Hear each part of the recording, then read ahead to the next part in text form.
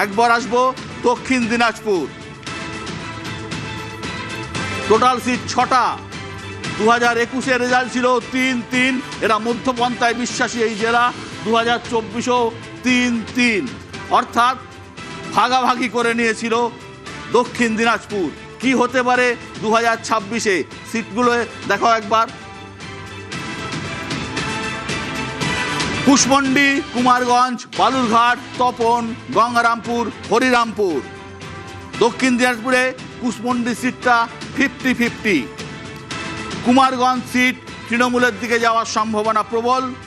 Balurghat seat Sukanta Majumdar কেন্দ্রীয় মন্ত্রী, তার জায়গা, এই সিটটি বিজেপির দিকে যাওয়ার সম্ভাবনা প্রবল। তপন সিট টিএমসির দিকে যাওয়ার সম্ভাবনা প্রবল। গঙ্গারামপুর সিট বিজেপির দিকে যাওয়ার সম্ভাবনা প্রবল। আর হরিরামপুর সিট রাজ্যের মন্ত্রী বিপ্লব মিত্রের সিট, এই সিটটি কিন্তু তৃণমূল কংগ্রেসের দিকে যাওয়ার সম্ভাবনা প্রবল রয়েছে। অর্থাৎ আমাদের হিসেব অনুযায়ী দক্ষিণ দিনাজপুরে 6-এর মধ্যে তৃণমূল 3টি পেতে পারে, বিজেপি 2টি পেতে পারে, আর একটি সিট 50-50। ওই সিটটি বিজেপির দিকে গেলে 3-3 কিন্তু রেজাল্ট থাকবে। প্রতীক, আমার মনে হয় যে আপনি যেটা দেখালেন এইমাত্র, সেটাতে আমার মনে হয় না করণদিঘি যেটা হয়েছে সেটা বামফ্রন্টের দিকে যাওয়ারই সম্ভাবনা সিপিএমের দিকে, কিন্তু এই যে এইবারেরটা দেখালেন সেটা কিন্তু আমার মনে হয় 3-3ই থাকবে। এইখানে অন্য যে কংগ্রেস বা সিপিএমের দিকে যাওয়ার কোনো সম্ভাবনা নেই।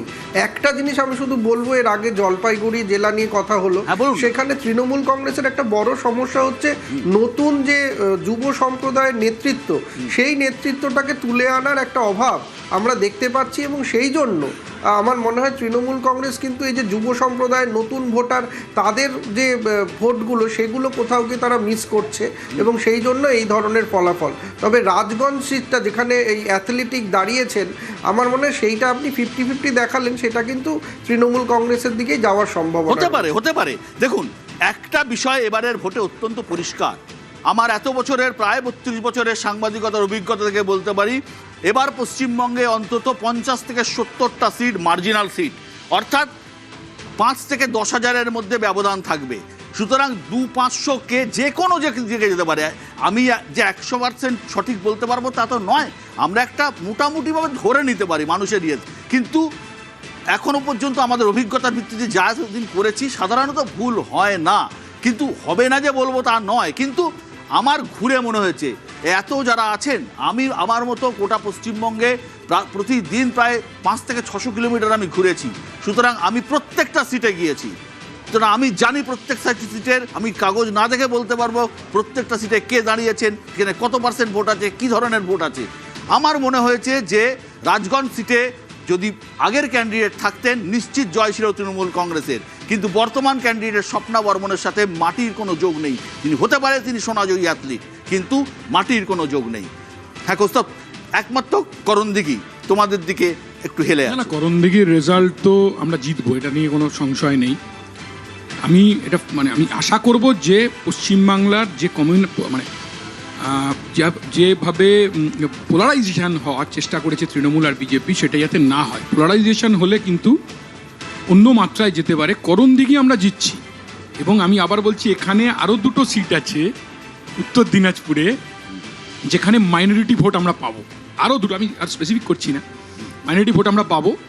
আর দক্ষিণ দিনাজপুরে আমার মনে হয় ওইটা আবার বোধহয় ভারসাম্য একই থাকবে আর কি, 3-3 হয়ে যাওয়ার সম্ভাবনা। আমি অস্বীকার করছি না তো, 3-3 হওয়ার সম্ভাবনা। হ্যাঁ, আমি যে কথাটা প্রথম থেকে বলছি বিশ্বদা, আপনার সাথে আমি একমত। উত্তর দিনাজপুরে সম্ভবত আপনি 7টা তৃণমূল, 2টো বিজেপি বলছেন, একমত। দক্ষিণ দিনাজপুরে 3-3, কারণটা কি? উত্তর দিনাজপুরে 6-2, আমি বলছি 7-2, তৃণমূল 7, বিজেপি 2, উত্তর দিনাজপুর। দক্ষিণ দিনাজপুর 3-3, তার কারণটা খুব স্পষ্ট। সিপিএম জিতবে না বলছেন আপনি? মুসলমান ভোট তৃণমূলের দিকে যাবে, কনসেন্ট্রেট হবে। কারণ হচ্ছে যদি তৃণমূল না জিতে বিজেপি ক্ষমতায় আসবে। একবার স্পষ্ট বলছি, উত্তর দিনাজপুরে মুসলমান জনসংখ্যা ভোটার হচ্ছে 49.92%, আর দক্ষিণ দিনাজপুরে 24%।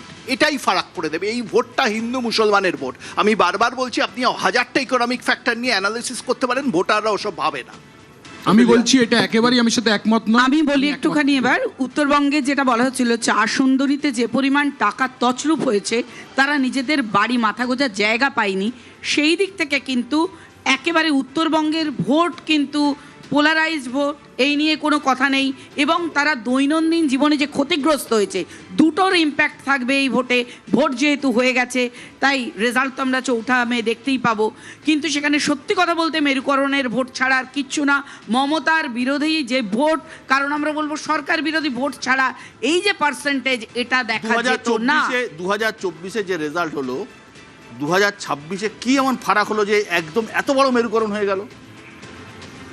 এই ক্ষেত্রে সবাই যে সিদ্ধান্ত নিয়েছে, মমতাকে 3 বার এনেছে ক্ষমতায়, দেখে নিয়েছে গুড ফর নাথিং, তিনি ফেলিয়ার মুখ্যমন্ত্রী হয়েছেন, তাই মানুষ ভরসা রেখেছে বিজেপির ওপর। এবং পরিবর্তন, কার্যত প্রকৃত পরিবর্তন সাধারণ মানুষ চাইছে। ওফেলিয়া, ভোট হয়ে গেছে সব। বিশ্বদা, আমি একটা- পশ্চিমবঙ্গে একটা ছোট্ট ভোটে বিষয়- জেতার প্রাথমিক শর্ত হচ্ছে বুথ এজেন্ট।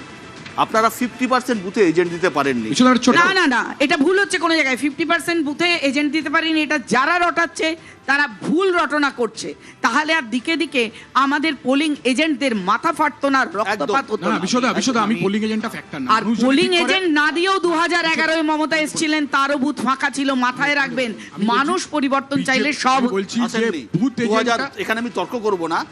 পরিবর্তন 2008-এ পঞ্চায়েত নির্বাচনে হয়েছিল, পরিবর্তন 2009-এ পার্লামেন্ট ইলেকশনে হয়েছিল, ধাপে ধাপে পরিবর্তন হয়েছিল। হ্যাঁ, কিষাণ? আমি একটা ছোট্ট হ্যাঁ, কথা বলছি। আমি কিষাণ, বলছি এক যে মিনিট। আমি হ্যাঁ, বলছি বলো। পোলিং এজেন্টটা ফ্যাক্টর না। মানুষ যদি মনে করে, মানুষ পরিবর্তন করতে পারে, কিন্তু বিজেপিকে পর্যালোচনা করতে হবে। ডিজাইনড এসআইআর, এই এসআইআর এর কারণে এসআইআর মানুষকে বিপদে ফেলেছে। নির্বাচন শেষ হয়ে গেছে, মানুষ SIR নিয়ে অত ভাবেনি। বিজেপিকে পর্যালোচনা করতে হবে। আগেরবার আপ কি বার 200 পার, আর এবার কি অবস্থা হবে পর্যালোচনা করতে দেখে হবে। নেবেন তো 4 মে। পার্বত্য পশ্চিম বাংলাতে বিজেপির এতগুলো এমপি, এতগুলো এমএলএ, তারপর ওখানে যখন হড়পা বান এলো, ওখানে যখন ল্যান্ডস্লাইড হলো, ওখানে যখন মানুষের ওই জন্য গরিব আপনারা প্রান্তিক শঙ্কর মানুষ আপনাকে ঘোষের উপরে আটকায়নি অত্যাচার দিদিভাই। করেছেন, আমাদের কেন- এমপির উপর কেন অত্যাচার আপনার করেছেন। ভোট হয়ে গেছে, একটু শালীনতা রাখুন। এই অসভ্যতামি নিয়ে আপনার সরকারে আসবে। বলো, বলো। এখন বিষয়টা কি? বলছেন? বিষয়টা হচ্ছে মানুষ দেখেছে, উত্তর বাংলার মানুষ দেখেছে বিধায়ক সাংসদহীন তৃণমূল কর্মী এবং তৃণমূলের সর্বোচ্চ নেত্রী তাদের পাশে দুর্যোগে অভাবে দাঁড়াতে, এবং সেখানে পুরো উনি তৃণমূল কার্নিভালে মেশিনারি সেখানে নেচেছিলেন। আপনাকে আটকায়নি। কার্নিভালে কেন নেচেছিলেন। কেন আপনি ফালতু হয়ে গেছে ভোট? আপনি এই বিদ্বেষ নিয়ে বাংলার মানুষের মন জয় হবে না। ঝগড়া হয় না। এই বিদ্বেষ নিয়ে বাংলার মানুষের মন জয় হবে না। বলো। এখন বিষয়টা তো হচ্ছে মানুষ এগুলো দেখছে তো, যে যখন ওদের প্রয়োজন ছিল, যখন বানগ্রস্ত মানুষ ছিল, হড়পা বান, আজকে ল্যান্ডস্লাইড, বিভিন্ন জায়গায় কোনো একটা টিকিটই দেখা যায়নি। কে মিডিয়ার সামনে ছবি তুলবে, তার জন্য বিজেপির বিধায়ক এবং সম্ভাব্য বিধায়ক দুজনের মধ্যে মারপিট দেখেছি একদম আমরা। একদম একদম